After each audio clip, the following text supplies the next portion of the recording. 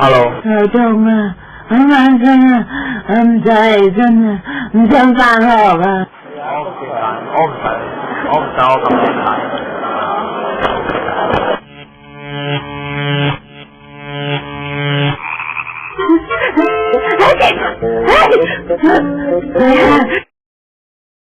你講啊，你講。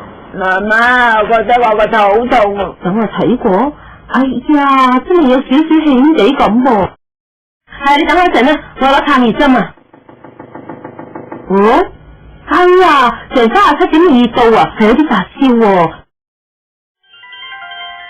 係咪有同學仔傷風，所以唔小心傳染到啊？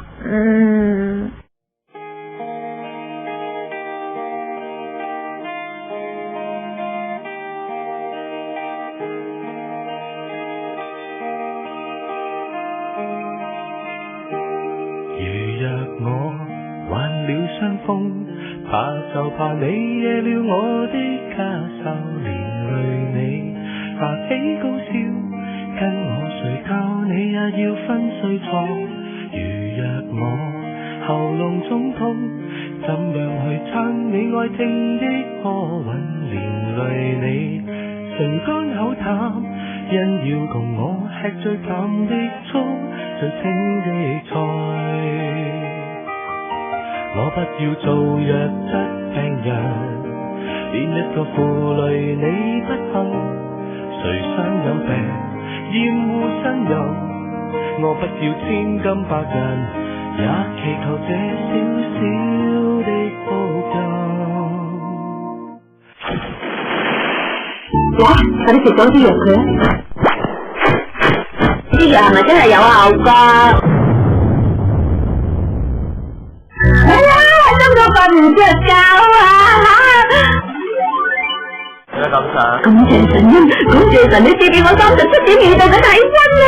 好多謝你啊，今日真係開心喎，依日早下都唔使做嘢啊！好啦，咪有去攞把隻之前再瞓多一陣添。自想身體健康，我害怕你要照顧我，擔心得出一點倦容，而我病床中反悔內疚，令你太心痛。我只想身體健康，要活到我100歲，不需拐杖都可跟你相擁，不忍你勞碌的笑臉，我受了這種自苦之痛。我只想身體健康，看着你替我蓋被，安心的心有點痛，得到你這般的愛護我，眼淚這刻